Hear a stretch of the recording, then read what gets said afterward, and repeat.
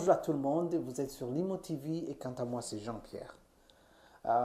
Vivre au Canada, étant quelqu'un qui est venu de l'Afrique ou d'ailleurs, c'est pas une chose facile, mais c'est un pays quand même qui offre des opportunités, mais ça dépend de ce que vous voulez.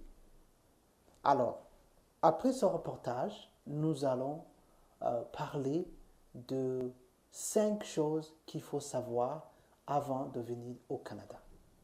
Regardez, s'il vous plaît. Merci. Laurie est originaire du Burundi, en Afrique. Âgée de 11 ans, elle est arrivée au Canada en 2015. D'abord à Montréal, un pays en voie de développement. La première affaire qui m'a sauté aux yeux, c'est la circulation. Genre, il y a tellement de règles.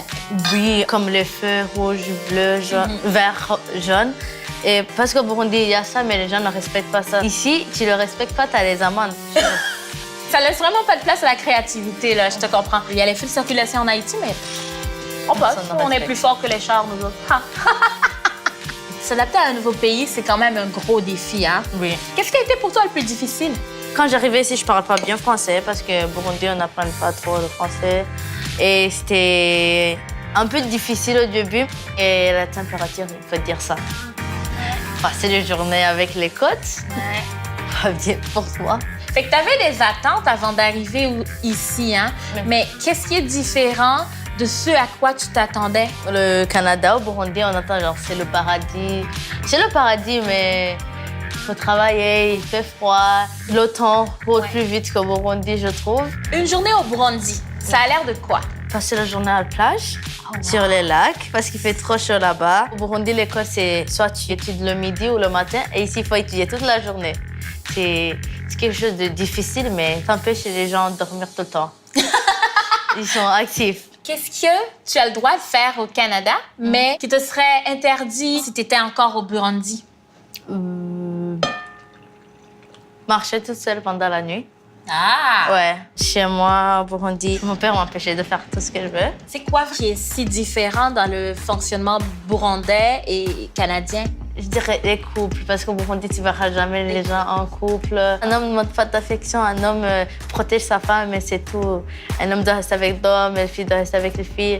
Et si quand j'arrive ici, je vois qu'il y a un groupe d'amis, les garçons avec les filles, je me dis, c'est quoi cette amitié? C'est bizarre. Mais après, je dis, oh, mais en fait, ils ont raison. Parce que moi, j'ai jamais pensé que l'amitié entre filles et garçons, ça existe. Est-ce que vivre au Canada t'a donné l'impression que tu es devenue une nouvelle personne? Carrément, ça m'a appris des traits de ma personnalité que je connais pas.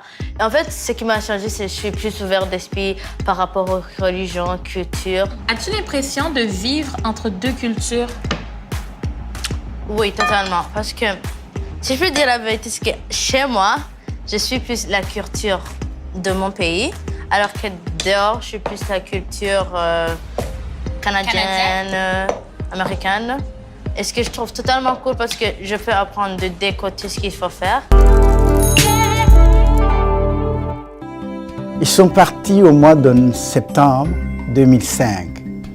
Puis moi, je suis venu une année après. On arrive ici, il n'y a personne qui vous accueille d'abord. Ce n'était pas comme en France où j'avais des amis. Là, je venais vraiment pour la famille. C'est la seule chose que j'ai vue. Puis je suis resté tout le mois à la maison. Et après, j'ai demandé à ma famille, qu'est-ce qu'on peut faire?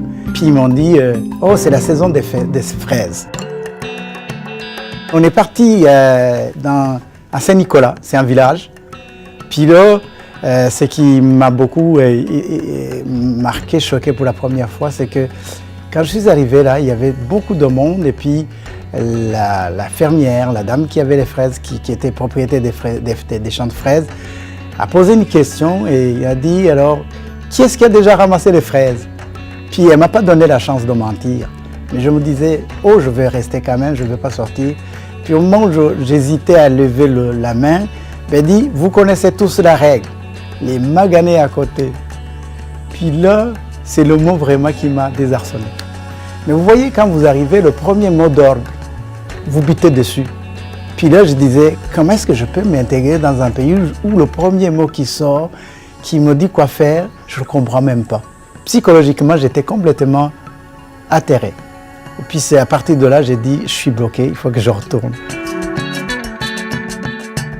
Ce n'est qu'en 2008 que finalement je suis revenu. Et je suis allé à la cité collégiale. La personne que j'ai rencontrée était une personne qui connaissait l'Afrique, qui connaissait les Africains. Puis la personne m'a dit, je connais l'Afrique, vous m'avez aidé, vous m'avez montré des valeurs qui marchent. Je m'en vais vous montrer aussi les valeurs qui marchent ici au Canada. Et la seule personne qui m'a montré que tout ce que j'avais comme valeurs, compétences, oui, vous êtes des gens qui ont des compétences, mais il faut seulement les revoir en fonction de ce que nous cherchons ici au Canada. Puis, posez-vous d'abord la question avant de chercher l'emploi. Où étiez-vous? Et qui étiez-vous pour quel emploi ici au Canada? Donc alors, je ne m'étais jamais posé la question, où étiez-vous? Moi, je voulais arriver, commencer à jouer. Quand j'ai terminé la formation, je me rappelle, ils m'ont posé la question à la cité, qu'est-ce que tu vas faire désormais? J'ai dit, il y a une chose, je n'ai plus peur. Et voilà.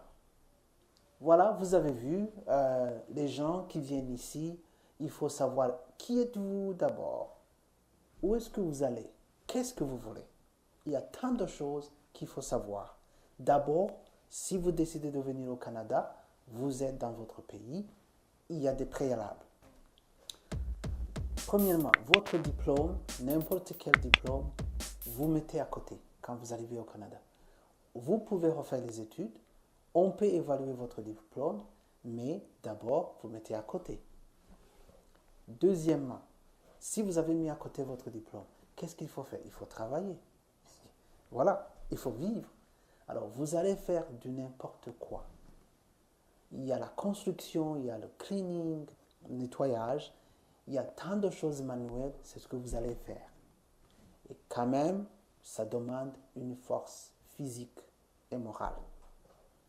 Troisièmement, il faut savoir que vos habits que nous portons en Afrique, c'est pour l'été. Il faut acheter d'autres habits pour l'hiver. Chaque saison a ses habits. Quatrièmement, il faut apprendre à cuisiner. Il faut apprendre à repasser. Il faut apprendre à faire tout ce travail que la personne qui travaille à la maison fait pour vous. Il n'y a personne qui le fera pour vous ici. Cinquièmement, il faut accepter de changer positivement. Il y a ceux qui peuvent ne pas changer et ils restent au milieu. Là, ça fait mal. Et il y a des dépressions, il y a des dislocations, des liens entre les gens. Mais si vous acceptez que vous avez changé, vous allez y arriver. Prochainement, je vais vous parler de bonnes choses que nous trouvons au Canada et qu'il faut seulement voir clair. Merci et bonne journée ou bonne nuit. À nous revoir. Merci.